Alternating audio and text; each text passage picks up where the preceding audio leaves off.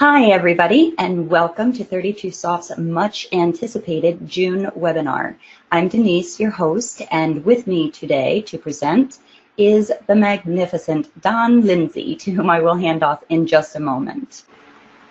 As soon as today's replay from the session is available, I will follow up with our encore email, which will include a link to the replay, all of today's questions and answers. And this month we will also include fresh off the press MRP articles too. More on that shortly. But we do typically get out the encore within a few days. And finally, it is with great enthusiasm I get to introduce MRP and QAD guru Don Lindsey as our first time presenter. And for those of you who don't know yet, Don, he is a knowledgeable consultant, project manager, business analyst, and functionality trainer for all areas of QAD. His experience includes several large, complex QAD ERP projects, and Don has spent significant time dedicated to manufacturing systems management, service, support, and finance. His diverse background includes a wide variety of manufacturing industries, including medical, electronics, industrial, consumer products. In addition to QAD Explore and QAD Regional User Group conferences, Don has spoken for many years at the Apex conferences. He also taught at the Apex certification program at California State Fullerton for over 20 years. Let me also add that having recently celebrated his 50th wedding anniversary, Don is a family man and an all-around good guy. Welcome to our webinar on MRP. Historically, I've found that the use of MRP, specifically in QAD, but in general, has been less than optimal. So what we hope to do today is to cover a couple of subjects, talk about ERP and the fact that MRP is the backbone of all ERP systems. Talk a little bit about forecasting. Look at reorder point and what that means in terms of ERP or your MRP system. Talk about safety stock. Look at EOQ, and then in July we'll come back with another webinar on the mechanics of MRP, netting, planned orders, etc. So, a little bit of history of ERP. ERP started back in the 1960s when IBM created a application that ran on a mainframe called the BOMP, the Bill of Material Processor. Some gentlemen, Ollie White, George Plossel, several others, took that bill of material processor, which represented the structure of a product inside the computer, and developed a time-phase planning tool called Material Requirements Planning. Then in the 1960s and 1970s, MRP was developed into a pretty stable application, a software application, that allowed this time-phase planning of the bill of material across a time fence. Then as we progressed into the 1990s, the dear people at Gardner came up with a term called MRP2. MRP2 morphed into the application of ERP, and now we find ourselves with a plethora of ERP systems, Oracle, Infor, Epicor, QAD, that are referred to as ERP. And not only do they have the material requirements planning process, but they've also got other applications such as manufacturing execution systems, transportation systems, et cetera, et cetera. So this is a picture of ERP2. It starts up with business planning and feeds down into sales and operations planning. Sales operations planning sends down into master production scheduling. then master production scheduling feeds down into requirements planning, and then down into shop floor control. So up at the top is this thing called SIOP, and then for the next two webinars, we're going to concentrate primarily on this mature requirements planning process. Sales and operations planning is a tool where the heads of R&D, finance, operations, sales get together on a monthly basis and reconcile what did we sell last month, what did we forecast last month, what did we actually produce, and this becomes basically the heart of ERP. If you don't have a sales and operations planning process, the use of any ERP system to adequately plan is going to be negatively impacted. So ERP, the SIOP process, really is what makes MRP work. The benefits of ERP are manifest. It improves customer service. It improves inventory management. It gives the plant the opportunity to operate efficiently. Improves planning capabilities, which I'm sure a lot of us are planners and buyers, and it also helps in supplier performance. Basically, the ERP system enforces a formal planning system. One of the things that annoys me more than any is when I see organizations using spreadsheets to plan their system. The ERP system is the formal planning system, and that's what needs to be driven by this SIOP process. There's two concepts in this idea of demand. The first is what is called independent demand. Independent demand is basically demand that is at the whim of the customer. It's independent of other sources. This is what needs to be forecast. Demand must be forecast, and we'll talk a little bit about safety stock to cover demand fluctuations.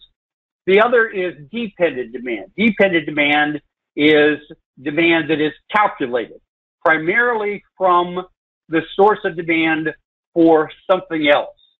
In ERP's mode, it's the parent item.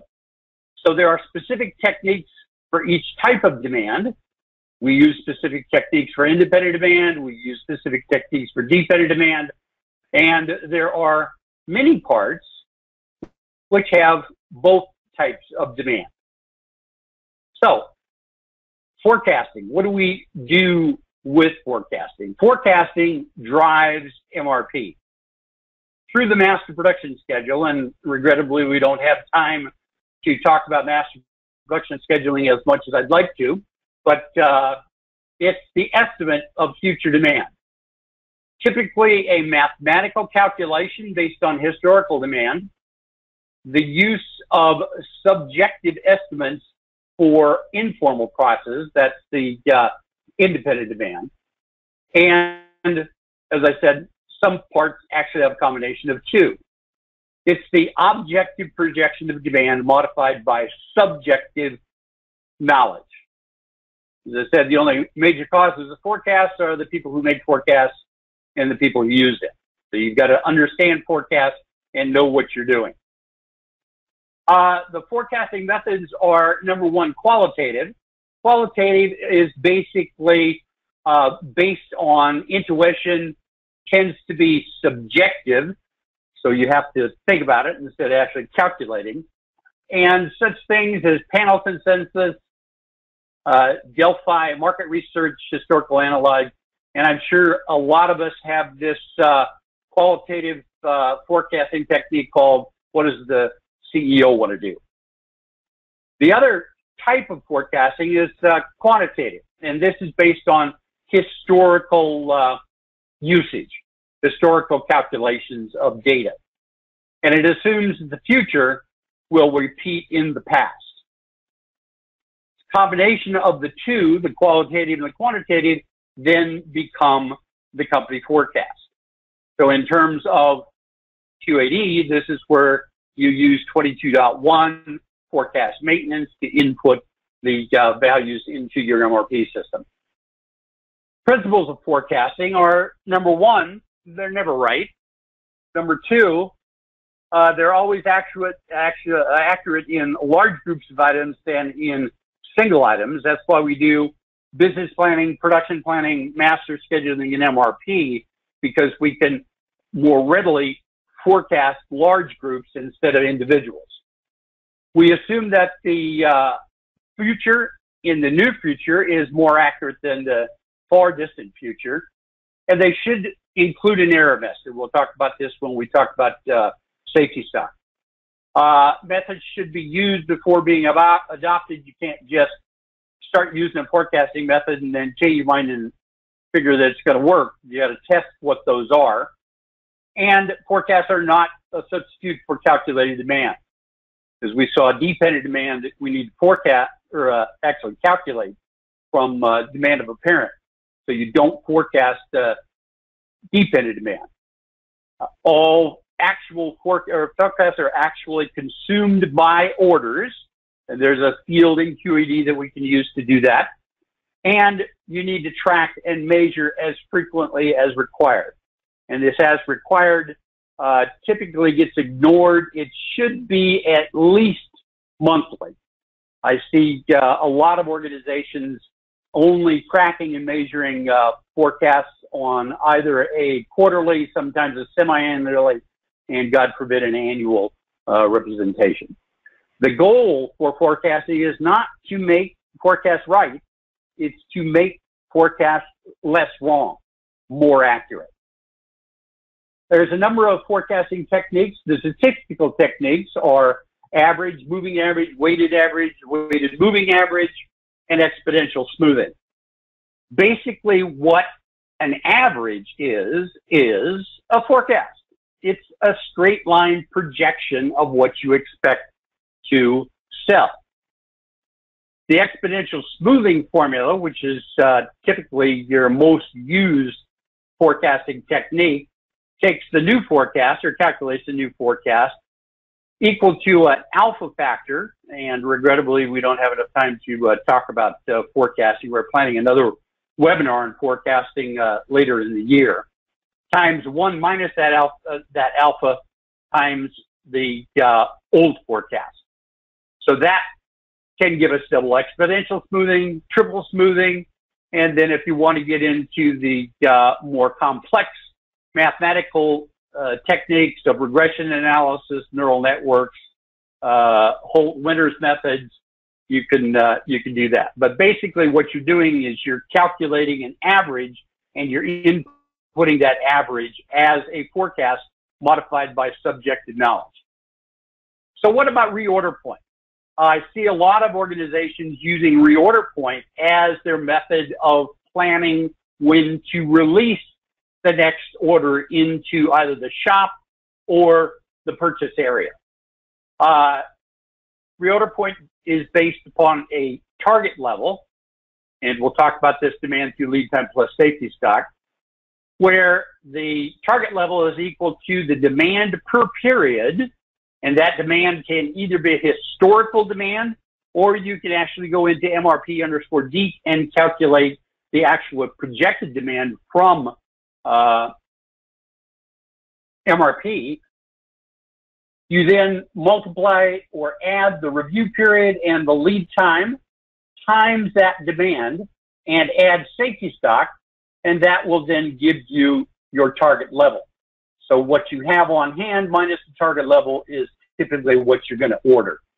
Now this reorder point, if we look at it in terms of this graph, we can see that you consume product over time, in this case 5 periods of time, and then the logic is that you replenish inventory with an order quantity and repeat the cycle. The curve that represents the demand is basically small incremental decreases in inventory. We'll talk about safety stock, but we normally maintain safety stock because this curve sometimes goes this way, sometimes goes this way. So the safety stock is our calculation against the fluctuations in demand.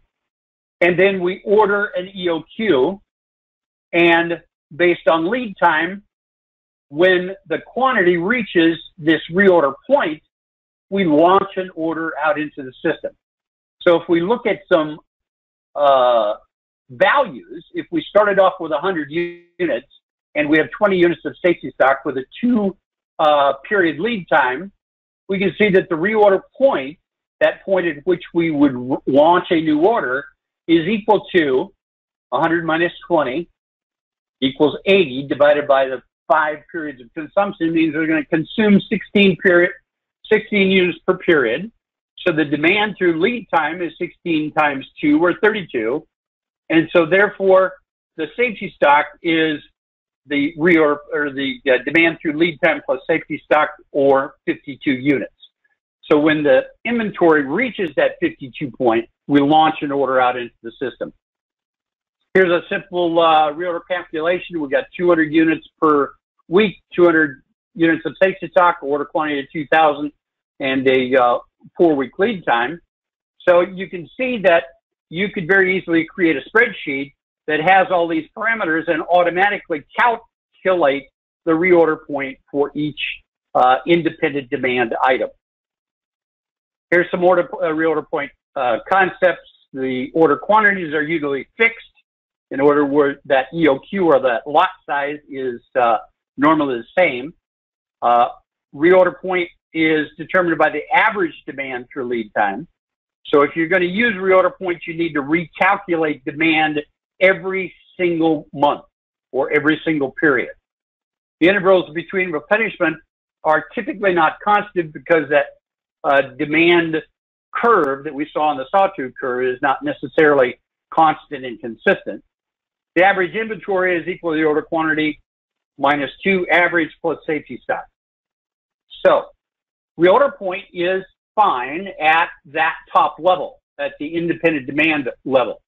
It works fairly regularly, and you can put that reorder point calculation at the end item in 1.4.7 or 1.4.17, your item planning data.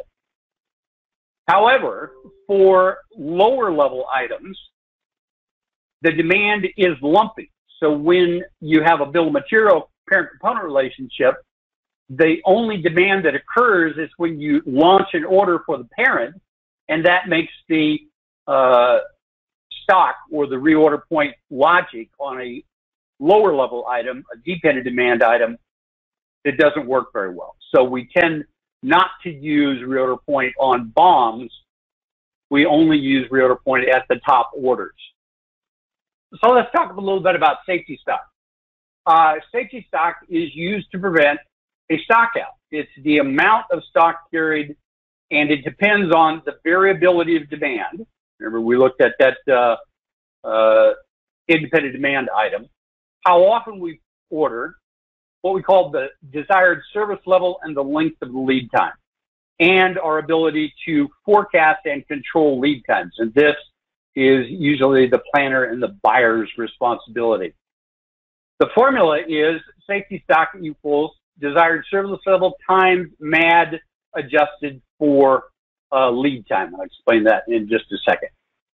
We carry safety stock in MRP systems at the very lowest levels of the bill of material and the very highest levels of the material. When you tend to carry safety stock at the mid levels, at the subassembly levels, that can very much skew the planning process of MRP, which we'll look at on July 18th. The measures of the variability of demand, if you look at a simple bell curve, here are the occurrences of demand across a normal average. And you can see that if you use a standard deviation, the square root of the differences between the actual and the forecast squared divided by the number of periods, you get the standard deviation. Normally, we use the simpler method of the mean absolute deviation, or the sum of the demand variations by the number of periods, and we can therefore assign a probability of occurrence of an actual demand falling within this bell curve. So 98% of the time, we can say that demand is projected to be 3 mean absolute deviations away from the average. The service level, how much we want to allow the system to have stockouts, increases with the service level. You see here we're going from 80 to 90. Here's our MAD value, inventory and carry cost, and you can see that the higher the service level, the greater the amount of safety stock necessary to carry to ensure that service level. So the higher the service level, the more inventory you're going to buy.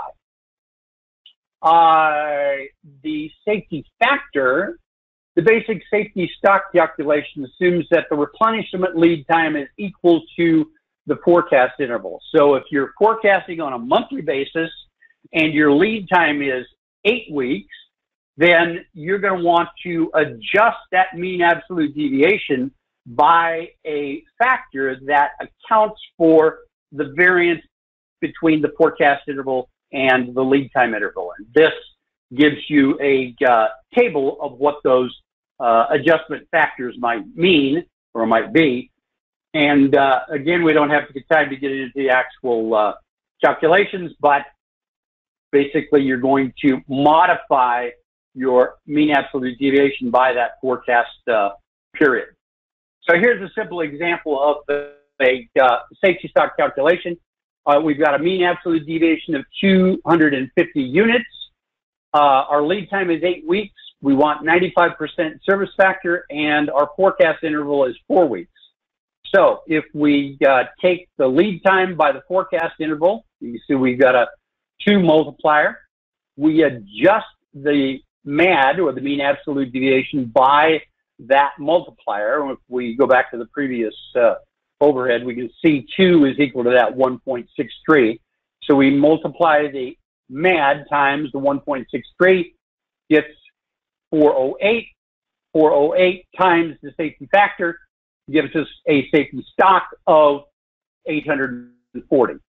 Now that's a statistical method of calculating safety stock as opposed to what we might call a heuristic or a seat of the pants or a thumbnail estimate of safety stock of 2 weeks of demand, or however you calculate it. This is actually a statistical method for doing that. So if we summarize safety stock, we can see that safety stock is a permanent investment. So if the management wants 99% service level, they're going to have to pay for that in inventory. The higher the service level, the more must be invested. And we've got to take into effect that lead time versus forecast interval variability. And the reorder frequency often calculates how often you're going to expose to that. And there's another calculation that you can use to look at that frequency of ordering. And at MRP, when we look at that on July 18th, we'll see that safety stock basically raises the projected quantity on hand to this value. So instead of a net zero availability, if you have a safety stock value, it takes it up to that safety stock as the zero availability. So the next question would be, how much do we order? Well, management, or us as planners, or the system, will want to maximize or minimize the sum of all costs involved. We want to keep those costs down, but yet maximize the customer service. So we as managers need to make some decision rules. The methods of deciding how much to order are basically lot for lot, the fixed order quantity, or what we call EOQ, period order quantity, and then we have some modifiers, min, max, and multiple quantities. If you look at the lot size, as we go back to our sawtooth curve, where we're depleting inventory and then we're replenishing inventory based on that order quantity. So in this case, the weekly demand is 100 units and the order quantity is 200. Average lot size would then be 100 units, because we're maintaining an average of 100 units. and the number of times that we're going to order would be 26 periods per year. Let's look at EOQ, or economic order quantity.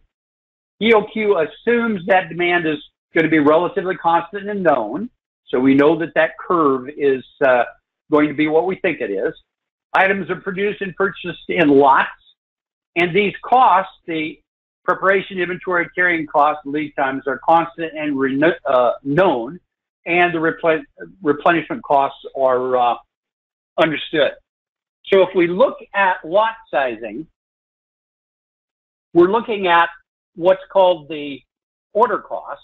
So if you order a large number of items, the number of times you're going to order is less, and therefore the order cost is less. However, if you order those larger quantities, it's going to be around an inventory a longer time, so the carrying cost is going to be higher. And so if you take the carrying cost plus the order cost, you're going to come up with what's called the total cost. So if we graph that very simply by taking the order quantity and the carrying cost, you can see that we now have a curve equaling the total cost, and that EOQ is at the lowest point of that total cost curve. So if you look at this, you don't want to graph every part that you got. So we've got a couple of formulas that allow us to do this. We can calculate EOQ in terms of the dollar value of the order, or economic order quantity in terms of units. So here, those are both the least total or the least total cost. And this is the annual usage in units. This is the setup or fixed ordering cost in dollars. I is the carrying cost, and C is the unit cost. So that's how we would calculate the economic order quantity. And I think Denise has given you a handout in the webinar folder. I created this little spreadsheet that allows you to calculate what your EOQ is for a particular item based on demand, the unit cost, and the order cost, along with the variable carrying cost value. So that brings us to our 30 minutes of presentation. Denise, if you're ready, I will turn it back to you if there are any questions. A lot of information, but we'll see how that all applies to the actual calculation of MRP in July. So if anybody does have any questions, go ahead and type them in. We will include any questions even after the webinar. Anything that we receive up until the session is, the replay is published, we will include those at that time. So just keep them coming. Shoot us an email, give us a call if you think of things after the session has ended. But for now, like I said, we'll just go ahead and move along and tell you what we have up next. As Don mentioned, he returns again next month for our July webinar, MRP, Best Practices for Best Results. We do have a number of registrants for that already, so registration is open. You can find registration links at the bottom of all of our communications, as well as on the website, our website as well. And I also wanted to mention, we continue to tap that knowledge base called Don Lindsey. And if you remember the fresh off the press articles I mentioned earlier, Don is authoring a few blog articles. So be sure to keep an eye out for your Encore email, because it will come from me, Denise at 32Soft, and I will include a link to any of the articles that are available at the time today's replay is published.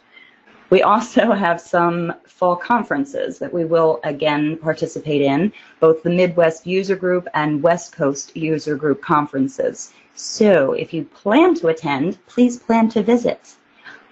We did get a question, so I'm going to flip back to Q&A real quick.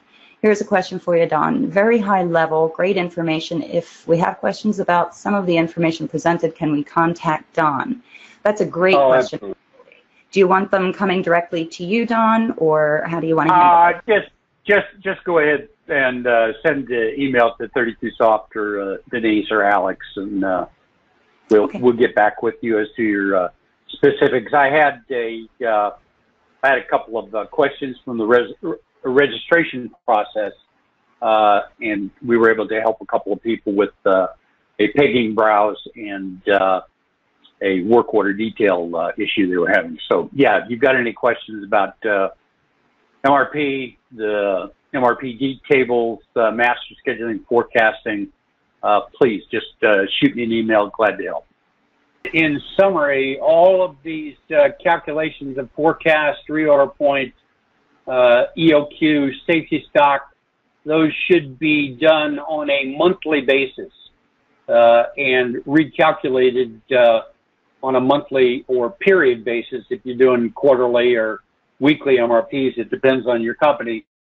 But to just put in a value and let it lay fallow for any period of time is not going to make your MRP system as responsive as you need it to actually keep up with the day-to-day changes. So discipline, consistency, and do it on a regular cycle.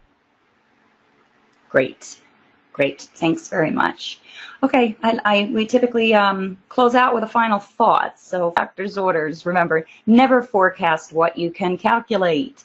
I want to thank Don Lindsey so much for joining us today, and I hope everybody found their time to have been well spent, and we really hope you'll join us again next month.